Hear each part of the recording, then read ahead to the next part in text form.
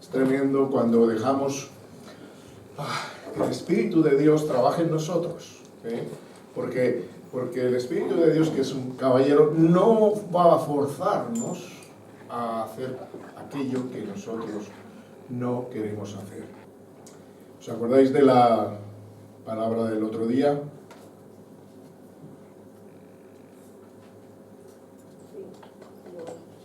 El antídoto, ¿no? Antídoto. Hablaba algo así. Sí. El contentamiento, ¿no? Sí, contentamiento. Contentamiento. Esta es una enseñanza del apóstol Pablo que es fenomenal para nuestra vida si la practicamos, ¿no? Debemos de practicarla para que esto sea así. Fijaos que, volviendo otra vez a este texto de Filipenses, esta epístola de amor, esta epístola de gozo, recordando siempre de que el apóstol no estaba escribiendo en las mejores condiciones, sino que estaba en una prisión oscura, seguramente y muy fría, al lado de un soldado encadenado, con un soldado como mínimo, como solían estar los prisioneros así importantes, y que sospechaba el reino romano que podían tener seguidores que podían rescatarlos, ¿no? Hacer algo para rescatarlos. Pero la verdad es que Dios estaba obrando hasta en medio de esa tribulación y esa prueba. Por eso tenemos que estar preparados en todo momento para cualquier situación que nos acontezca, poder responder a ella de una forma cristiana, ¿eh? Porque nosotros primero tenemos que ser cristianos, y ahí tenemos que trabajar mucho para ser, ¿eh? Y una vez que trabajemos en nuestra vida, entonces podremos hacer lo que es la voluntad de Dios en muchos campos y en muchos aspectos de la vida. Y ese es el trabajo que tenemos que hacer tanto individualmente como también en grupo cuando nos reunimos, Vamos a leer el capítulo 4 de Filipenses, verso 10. En gran manera me gocé en el Señor de que ya al fin habíais revivido vuestro cuidado de mí, de lo cual también estabais solícitos, pero os faltaba la oportunidad. No lo digo porque tenga escasez, pues he aprendido a contentarme cualquiera que sea mi situación. Sé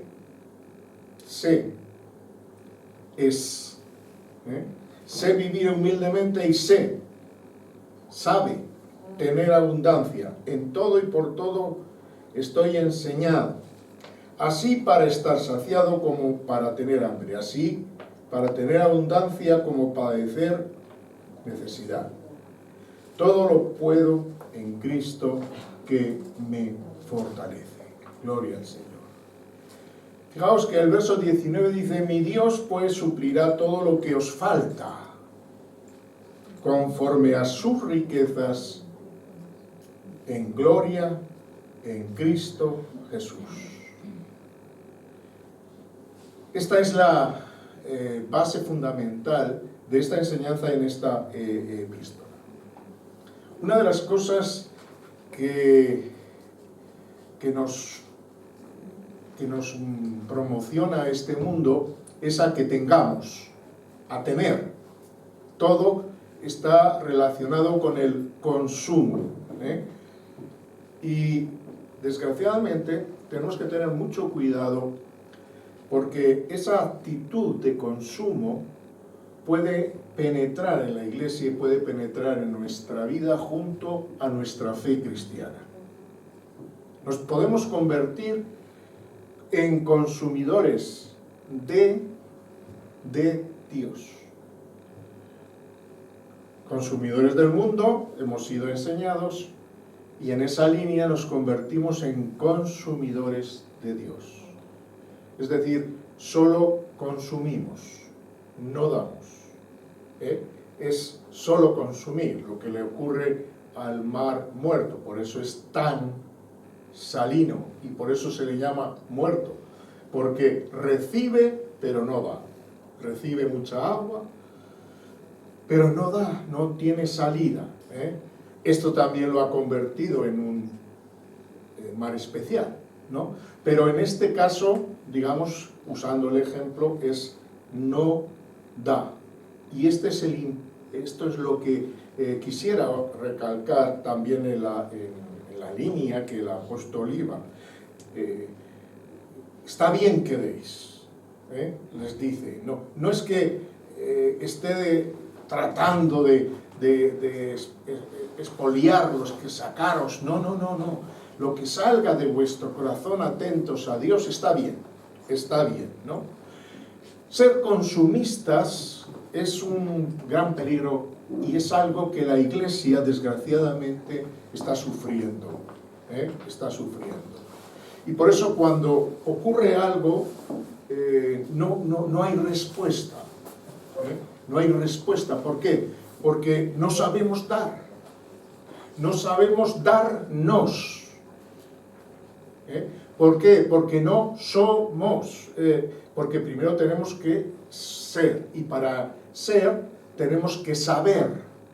Saber qué es lo que es un cristiano, cuáles son las responsabilidades y los privilegios que tenemos y trabajar en ello, en nuestra vida y en la vida de todos aquellos con los que podamos relacionarnos.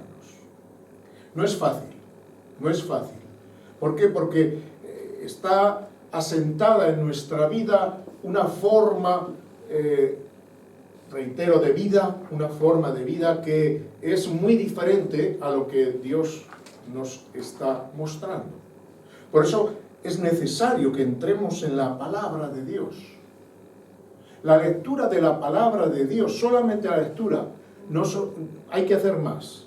Hay que pensar en esa palabra, reflexionar, hay que estudiarla también en la manera que podamos, pues estamos en unos tiempos en los que hay una gran facilidad para estudiar la palabra de Dios, porque tenemos muchos medios, ¿no?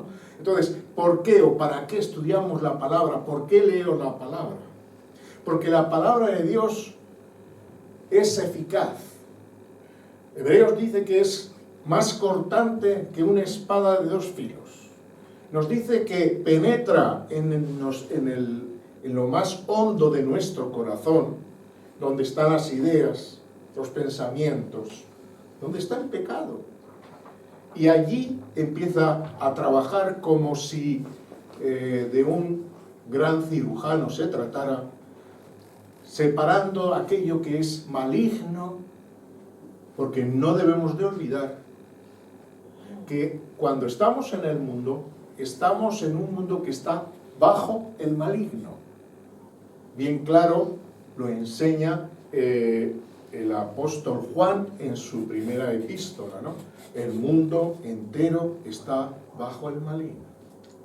¿Y cuál es la satisfacción del cristiano? En ese mismo versículo dice, sabemos que somos hijos de Dios. Si yo sé que soy hijo de Dios y que cuando estoy en el mundo está bajo el maligno, sé que el maligno es todo lo opuesto a Dios. Por lo tanto, tendré que cuidarme en ese mundo. Y para poder cuidarme tendré que saber cómo cuidarme. Y de eso se trata la palabra de Dios. La palabra de Dios, sin darnos cuenta, va trabajando en nuestra vida y va formando a Cristo en nosotros. Esto es muy, muy importante. ¿Por qué?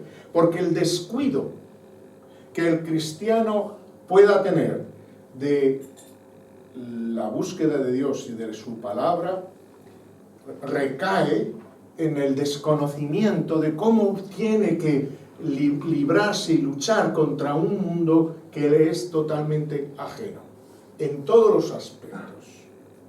Por eso, cuando Pablo, de una forma extraña y desde la prisión, es capaz de decir, gozaos, regocijaos, no está mandando un mensaje político ni un mensaje hipócrita. Está mandando un mensaje que está viviendo él. Verdaderamente la cárcel y la prisión para Pablo es el propósito de Dios para su vida. Y por tanto, él no va a quejarse. Él no va a querer librarse si Dios no le quiere librar. Ya había aprendido esto. Sabéis que él tenía un aguijón en su carne, ¿no? Y dice la palabra que por 3 veces clamó y oró por él que se quitara esto. Hasta que el Señor le dijo, mira, vas a tener que seguir con ello porque esto te sirve a ti. Permitirme mi traducción, ¿no?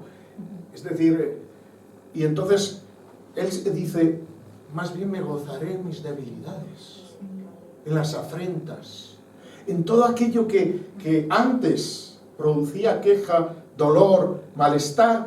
Yo ahora que sé que soy un hijo de Dios y que Él está pendiente de mí y que está ocupándose de mí, ya no tengo por qué quejarme, porque todo, y eso lo dice en Romanos, ¿verdad? Todas las cosas en mi vida están preparadas para bien, porque amo a Dios. ¿Amas a Dios? Amén. Si amas a Dios, todas las cosas que te ocurren o te ocurrirán son para bien. A veces Dios aprieta. A lo mejor en ese momento está tratando con nosotros con respecto a algún pecado, los pecados ocultos, pecados que muchas veces están tan arraigados en nuestra vida y escondidos como le pasó a David cuando cometió adulterio y luego el asesinato de este general fiel además suyo, ¿no? Pues que ocultó el pecado. El gran David, el rey David, el salmista David, el amigo de Dios. Por lo tanto, a cualquiera de nosotros nos puede pasar. Y tendrá que hacer Dios algo para atraernos su atención. ¿Por qué? Porque ser cristiano no es un juego, hermanos. Ser cristiano no es haber escogido una de las muchas religiones que existen en el mundo. No es así. Ser cristiano representa la adoración y la creencia en el Dios que hizo el mundo, el único Dios verdadero. Y nuestra entrega a Él, reconociendo que es el pecado lo que hemos heredado y está en nosotros, y solo Él puede librarnos de ese pecado. Este es el trabajo de nuestra vida, ¿no? Por eso, si todo lo puedo en Cristo, tengo que aprender qué es lo que puedo en Cristo.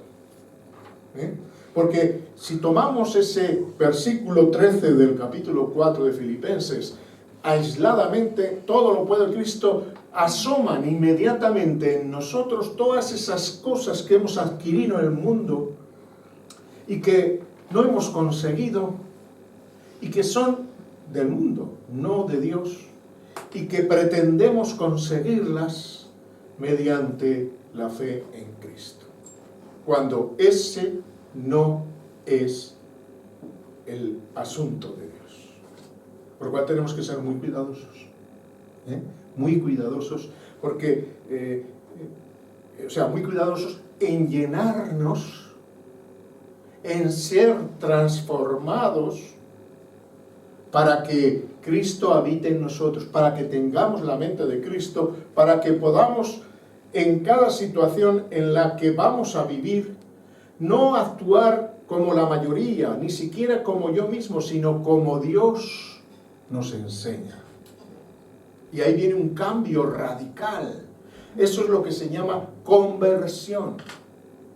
Pero la conversión de la que nosotros hablamos es un camino que comienza en un momento y que si somos fieles debe de continuar toda la vida. Cada día debemos de convertir cosas a Dios de nuestra vida. Cada día descubrirá Dios en nosotros debilidades y fortalezas. Debilidades nuestras, fortalezas nuestras también. Y esas son a veces más peligrosas que las debilidades. Es esa fortaleza de creo en mí mismo. Creer en uno mismo es una fortaleza que puede oponerse a Dios y que puede impedir que Dios sea formado en nosotros. ¿Por qué? Porque debemos de despojarnos, tener todo como pérdida. Este apóstol, del que estamos leyendo una parte de la palabra que Dios le puso para nosotros, este hombre era un hombre que tenía mucho del mundo.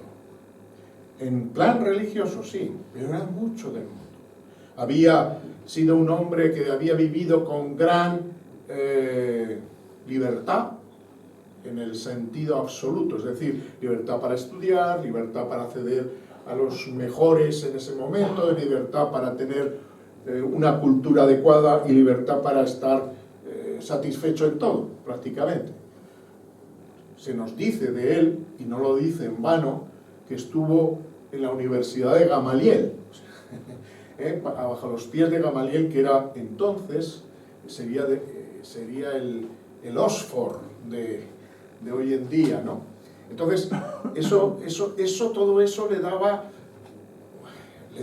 daba una prepotencia que luego utilizó para perseguir a los cristianos. Pero fijaos que el Señor sabía que tenía que trabajar en este hombre. Así que cuando entramos en la palabra de Dios, vemos que desde la caída del caballo hasta todo el proceso que encontramos en la palabra de Dios, la transformación de Pablo es increíble. Y es la transformación que Dios quiere para ti y para mí. En el estado nuestro. Nosotros no somos Pablo, pero somos quien sea y somos importantes para Dios, como lo era Pablo. Y Dios hará su parte, pero yo tengo que hacer la parte mía. No una parte para ser salvo, porque eso no lo puede hacer nadie, pero sí la parte para vivir en la salvación, para, como dice la palabra, ocuparnos de la salvación con temor y temblor. Ocuparnos. Es un trabajo que tenemos que hacer. El llegar a ser no es fácil. Cada día muero, decía el apóstol. Y esa es una de las advertencias que se nos hace a nosotros también. Tenemos que morir cada día. ¿A qué? A que por la mañana yo, antes de ser en mi carne, vamos a decirlo así, en mi carne yo cada mañana tengo unos propósitos, pero esos propósitos los llevo al altar de Dios y dejo que se consuman y surja el fruto de Dios, del cual sí que me tengo que ocupar. Para ello es necesario que conozcamos a Dios. Y conocer a Dios no lo podemos conocer en toda su completa plenitud, porque nuestra mente es finita. Pero sí nos ha proporcionado lo suficiente para que sepamos qué es lo que yo todo lo puedo en Cristo. ¿Qué es lo que yo puedo en Cristo? ¿Qué es lo que yo puedo en Cristo? Pero no podemos ser solo consumidores. Consumidor sería, vamos a poner un ejemplo del mundo, aquella persona, por ejemplo, el intelectual. Una persona que siempre está deseando aprender, pero nunca pone en acción lo que aprende. Es una persona que está llena de conocimiento, pero no comparte ese conocimiento, no hace nada con ese conocimiento, sino que simplemente va llenándose, engordando de él, y haciéndose un consumista de la inteligencia, ¿no?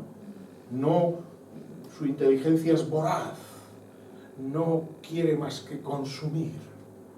El mundo nos enseña a ser consumidores porque es el rol para que el mundo se mantenga. Pero cuando llegamos a Cristo, escuchamos que se nos dice, más bienaventurado es dar que ¿qué? Que recibir. Un cambio total y absoluto. Empezamos a ser dadores. Quizás la primera cosa que ocurre es decir, bueno, yo no tengo nada para dar. Pero es que no tenemos que dar de nosotros a otros. Lo que tenemos es que darnos a Dios para que Él nos dé y podamos dar. Porque en nosotros no hay nada que podamos realmente dar. Pero cuando nos acercamos a Dios, entramos en las riquezas de Cristo, como aquí dice en ese versículo 19 último que os he dicho. Mi Dios pues suplirá todo lo que os falta conforme a ¿qué? A sus riquezas. No, Dios no está buscando ricos, está buscando personas que estén dispuestas a dar. Punto. No hay más. Ay, es que cuando sea rico entonces daré. No, Dios nos pondrá oportunidades. Y una de las cosas fundamentales que debemos de dar es de lo que Dios nos ha dado. Que esto está escrito en los evangelios con parábolas que dignifican esta postura y a la vez advierten. Ese que recibe un talento, el otro recibe 5, el otro recibe 10. Es una forma de decir aquello que recibimos de Dios, que estamos haciendo con Dios. Fijaos que no todos recibimos igual. Unos un talento, otros 5 y otros 10. Pero Dios nos pide cuentas sobre qué hacemos con cada uno de ellos. ¿Qué hacemos con ellos? ¿Estamos invirtiéndolos de la forma que Dios quiere? ¿O como el de la parábola lo enterramos porque no vaya a ser que cuando venga Dios ese talento nos lo hayamos gastado? Pero eso es no conocer a Dios, hermanos. Porque cuando uno ese talento o esos talentos los pone al servicio de Dios, se multiplican por su gracia. Las iglesias están padeciendo de consumismo, de personas que tienen, porque si son cristianos han recibido talentos, han recibido dones, pero no están poniéndolos en funcionamiento. Siguen en este mundo que está bajo el maligno, sirviendo a este mundo que está bajo el maligno, sin tener en cuenta, porque uno puede servir, es decir, trabajar, hacer cosas, pero estar siempre sometido a Dios. Sometido a Dios. Es decir, lo que dice la palabra. Sea que coma, sea que beba o que haga cualquier cosa, yo ahora lo hago para la gloria de Dios. No voy a beneficiar al diablo con esto. No voy a producir intereses para el diablo en este mundo. He sido llamado a producir intereses para el reino de Dios y su justicia. Y es un privilegio. Ciertamente también es difícil, porque estamos en un mundo que está bajo el maligno. Pero si sé que soy hijo de Dios, tengo que comportarme, como un hijo de Dios. Como un hijo de Dios. No puedo ser consumidor solo. Estamos en una época que es eso. Venimos a la iglesia o escuchamos su mensaje o cosas de estas y nos da un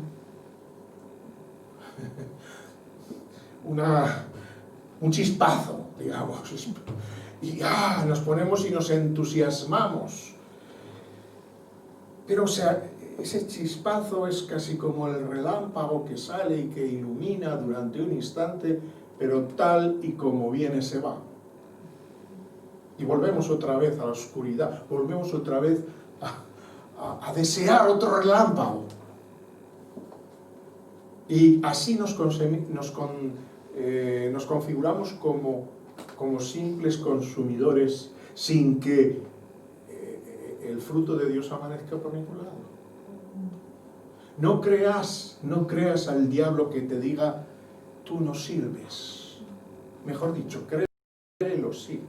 Dile, sí, no sirvo, pero Dios me hace servir. ¿Me explico? No servimos en nuestra carne, por muy inteligente que seamos, muy capaces, para Dios no somos útiles si no nos rendimos, si no ponemos todo en el sacrificio de Cristo. Cuando lo ponemos es cuando de pronto surge el que Dios nos empiece a utilizar de la forma que Él cree conveniente. Por eso no somos ya nuestros, le pertenecemos a Él. Pero el trabajo que tenemos que hacer, lo tenemos que hacer de acuerdo a las condiciones de Cristo. Ojo, cada uno de nosotros tenemos muy buenas intenciones. Yo me acuerdo que cuando me convertí, yo tenía un bagaje religioso. Es decir, me habían enseñado cosas religiosas que debían hacerse hacia Dios, ¿no? Entonces, empecé quizás a hacer cosas que yo creía que eran las de Dios, estilo religioso. Pero cuando me iba acercando a la palabra, me di cuenta de que ese no era el camino. Por ejemplo, os voy a poner un caso. Allá en los años 70, yo iba a un gimnasio que había al lado de la Basílica del Pilar, abajo en un sótano había un gimnasio. Yo salía de trabajar y a veces llegaba temprano antes de que abrieran el gimnasio. Entonces yo me iba, antes de ser cristiano a la manera de la palabra de Dios. Y yo me iba y me sentaba en el lugar donde está la imagen de la Virgen del Pilar. Yo me sentaba en un banco, no me arrodillaba ni nada, me sentaba allí a pensar, a reflexionar. Porque al fin y al cabo yo me daba cuenta de que Dios tenía que haberlo. Y yo no me estaba comportando adecuadamente con respecto a Dios. Simplemente daba vueltas así. Yo creo que desde ahí es donde empezó Dios a tratar conmigo de una manera increíble y me llevó a un conocimiento mayor y más concreto de Él, del cual todavía estoy aprendiendo y quiero aprender y quiero seguir, por supuesto, ¿no? Entonces esa forma, yo tenía ideas de cómo se debía de servir a Dios. ¿Por qué no tengo ilusión por esa imagen que hay ahí? Si me dicen que es la patrona de aquí, de Zaragoza. ¿Por qué? Porque ahí es donde Dios está cambiando mi forma de pensar sobre Dios. Pero todos tenemos ideas en cuanto a Dios. Todos tenemos y traemos, incluso los que no son religiosos, tienen ideas humanistas sobre el bien y sobre el mal, que es el árbol del cual estamos todos envenenados. Es decir, yo decido lo que está bien y lo que está mal.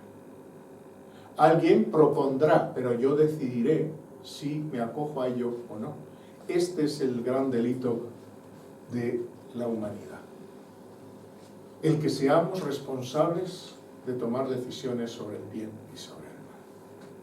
¿Y qué hacemos cuando nos convertimos? Que nos entregamos a Dios para que a través de su conocimiento el bien y el mal ya no sean una propiedad nuestra, sino que eso lo entregamos a Dios y lo cambiamos por su verdad, de la cual cada día nos vamos formando y cuyo total y absoluto final llegará cuando seamos transformados. Por lo tanto, hermanos, no seamos solo consumidores, sino dadores. Dadores, si yo he recibido el Evangelio, eso es gracia. El Señor le dijo a sus discípulos, de gracia recibisteis, dad de gracia. La gracia de Dios no es que tengamos que dar cosas materiales, sino tenemos que darnos de nosotros mismos. Y el darnos de nosotros mismos representa lo que Dios ha puesto en nosotros, que no puede quedarse ahí, sino tiene que ser compartido. Tengo el privilegio de asistir a un seminario que están haciendo sobre evangelización y de misiones, ¿no? Y es entusiasmante ver a 30 y tantas personas, 40 personas de diferentes países, incluido por ejemplo Pakistán e India, verlas, y con una disposición, fijaos bien, de venir a Europa a evangelizar. Porque Europa se ha convertido hace ya tiempo en un país a evangelizar. Y realmente es así, porque no hay fe. No hay fe. Es un campo de evangelización. Y es una bendición que los hermanos de Latinoamérica y de otros lugares estén viniendo, y sobre todo aquellos que vienen con la misión de traer el Evangelio, ese Evangelio que un día se llevó también, se llevaron malas cosas, pero también se llevó el Evangelio a esas tierras. Y ahora están dando de gracia, de la gracia que recibieron, ahora están dando cuando es necesario. Porque hermanos, ¿cuánto podemos sacar de conclusiones de que si ahora contamos aquí mismo, hay más extranjeros que españoles? Eso es significativo. Cuando esto no era así, hace 50 años no era así.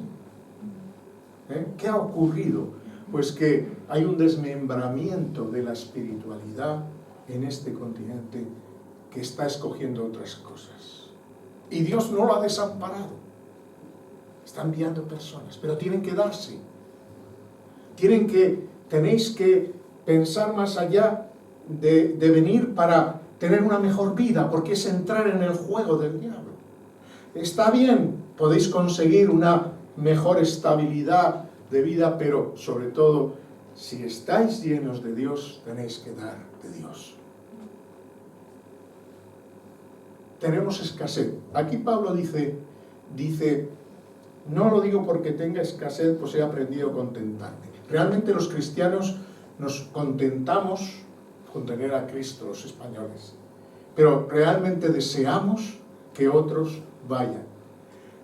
Podemos vivir humildemente, podemos vivir en abundancia de ver avivamientos y tal, pero deseamos, y como dice aquí, pero dice, me gocé en el Señor de que ya al fin habéis revivido vuestro cuidado de nosotros. El cuidado que está Dios reviviendo por Europa es tremendo. Pero que a Europa no ahogue a estos hombres y mujeres que están dispuestos a traer el Evangelio. Y los que estamos aquí ya, debemos de darnos cuenta de que el mundo nos hará consumidores, el mundo del diablo, nos hará consumidores en la iglesia también. Nos impedirá que demos de gracia, nos impedirá que seamos dadores, nos impedirá que nos demos. Nos ocupará con las cosas del mundo, nos llenará de situaciones en las cuales debemos de ocuparnos de ellas ajenos a Dios. Nos llenará de problemas como el que vivimos ahora. Pero hermanos, como el barco rompehielos se abre paso en un mar lleno de hielo, así el cristiano puede y debemos darnos y abrirnos paso en cualquiera que sean las dificultades que haya. En este caso, ¿creéis que esta pandemia es una dificultad para Dios? No. Será para nosotros si lo creemos así, pero no es una dificultad para Dios. Dios está obrando. Dios sigue obrando. Él no ha dicho, tengo que hacer una pausa, meterme y consultar a ver qué hago ahora, que no sé qué hago con esta pandemia. No. Dios sabe lo que tiene que hacer. Pero Él está buscando personas que estén dispuestas a hacer lo que Él quiere que hagamos en este tiempo y en cada tiempo y en cada momento. No solo consumidores, sino dadores. No solo recibir, sino dar. Es triste ver cómo la Iglesia, a causa de la pandemia, se ha encogido, se ha ocultado como le ocurrió a Elías. Se ha ocultado.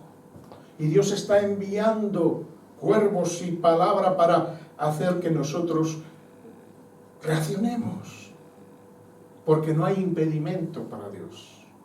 Si el hombre es capaz de superar en muchas ocasiones dificultades de la atmósfera y de otras cosas, cuanto más Dios.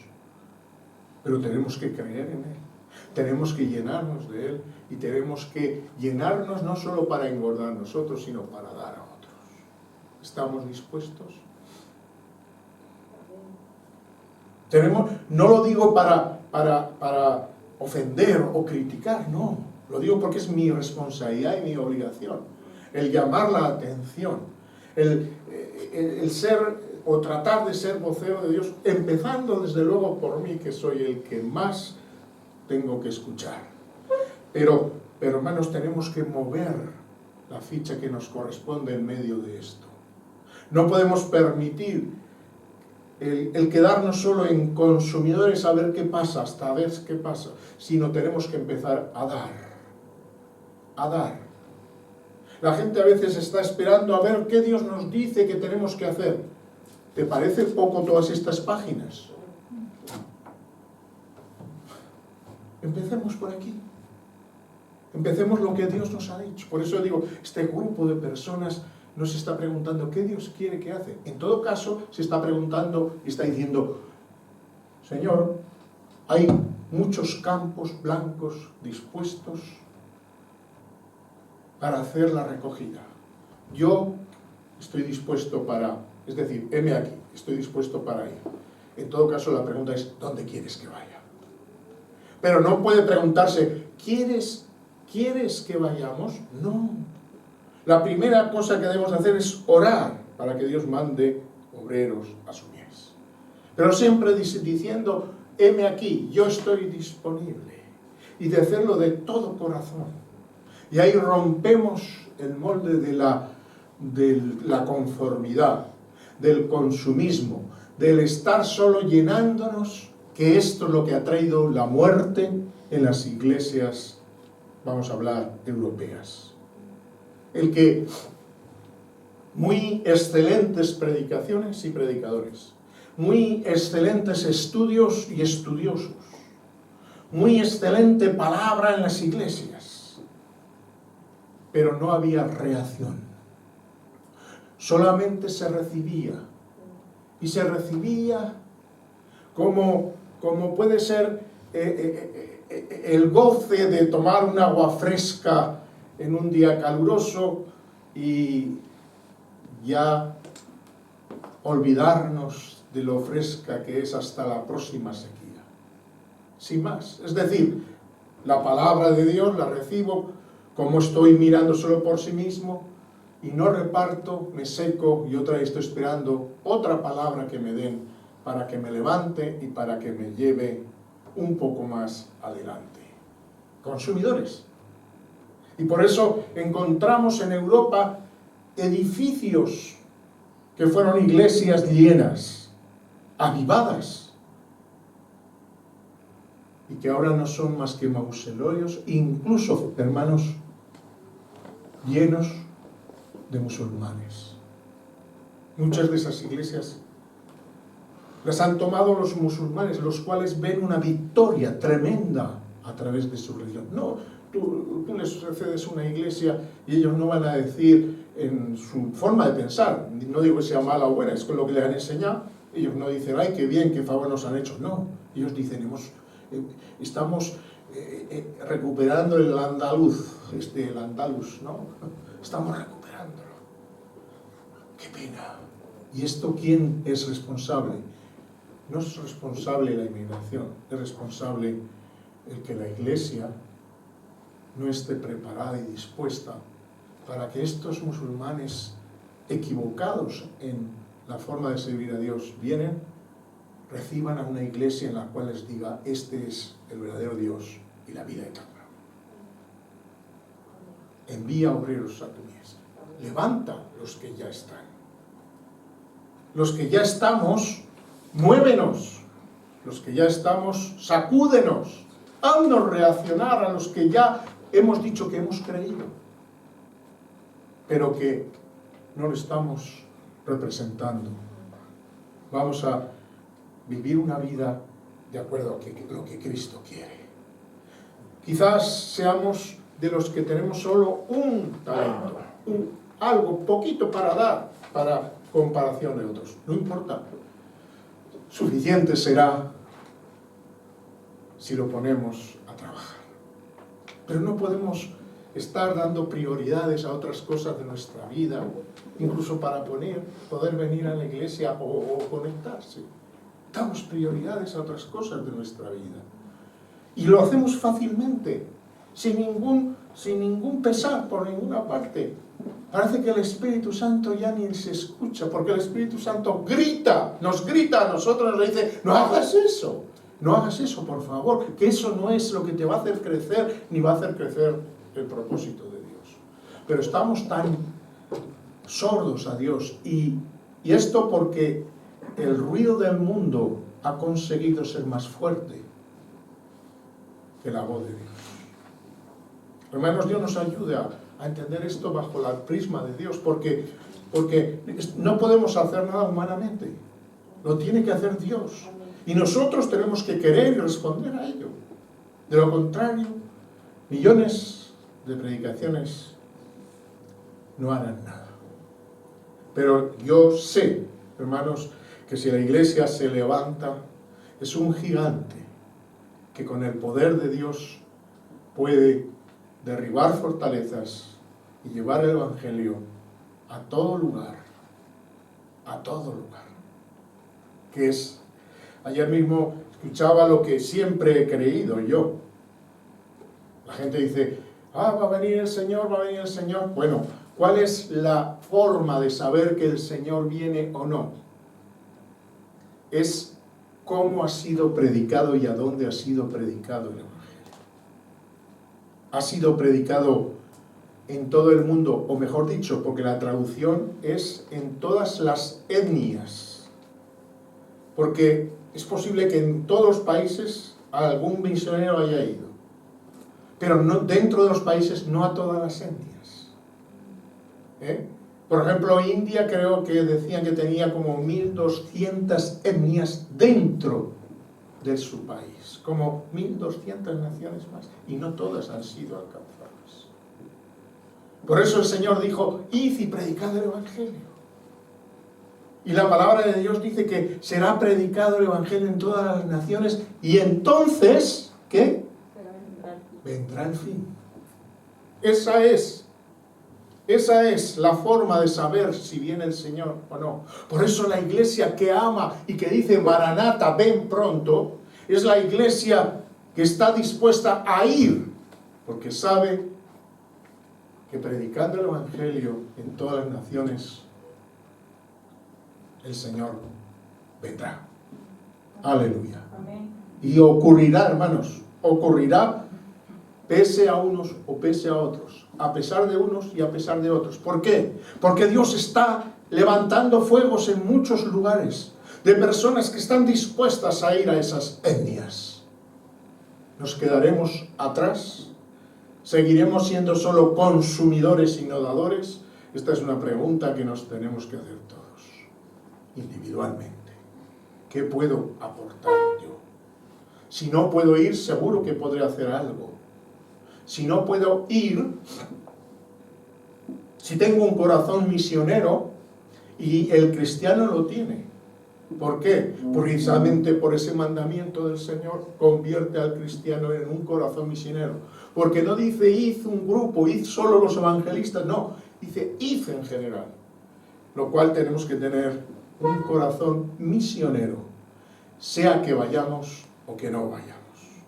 Desde luego el misionero dirá que todos somos misioneros y que tenemos que ser misioneros. Pero olvida una cosa, y es que no todos somos enviados a lugares donde no se ha predicado el Evangelio, pero sí tenemos que tener un corazón misionero, que haga la parte correspondiente, sin dejar de estar alerta por si el Señor me dice, ve. Porque el hecho de que no haya ido no quiere decir que Dios no me diga en un momento dado, ve. Hermanos, vamos a convertirnos en dadores y no en consumidores.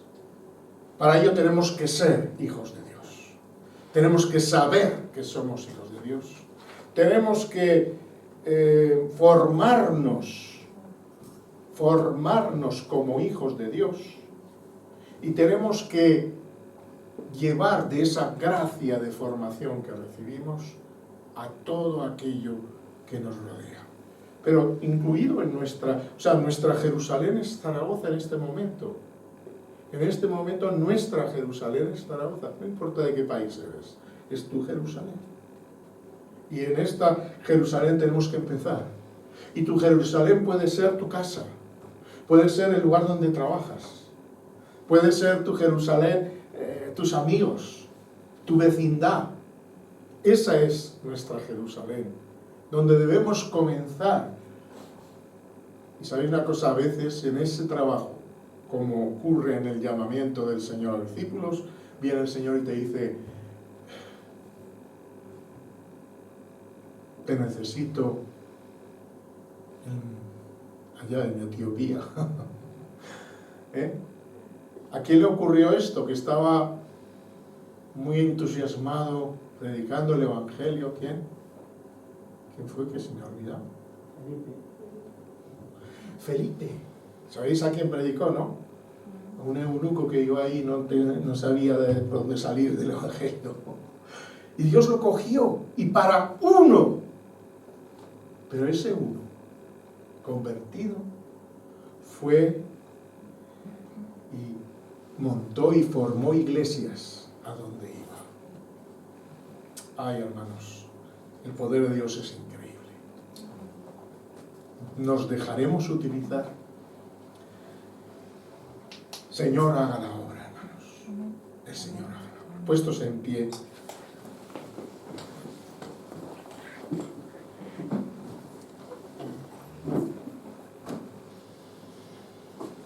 Nuestro Padre Celestial, estamos aquí ahora en tu presencia, Señor.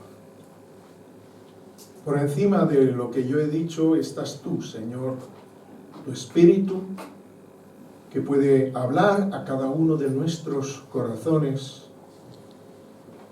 y extender esa sabiduría que hay en ti y que no es accesible si tú no la das, Señor.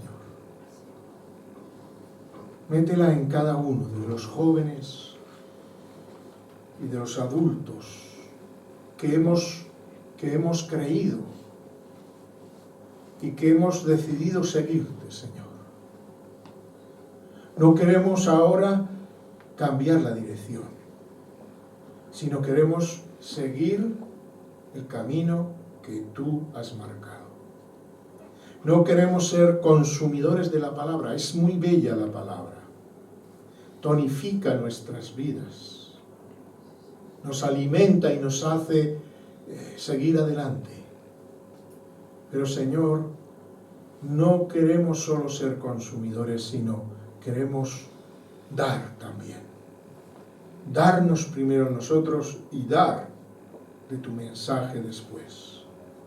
Ayúdanos a hacerlo.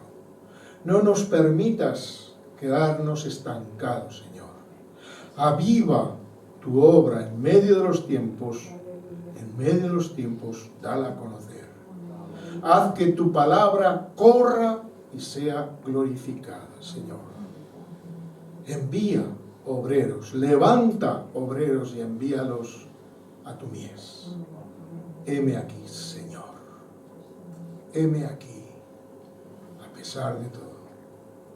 Gloria a tu nombre. Gloria a tu nombre.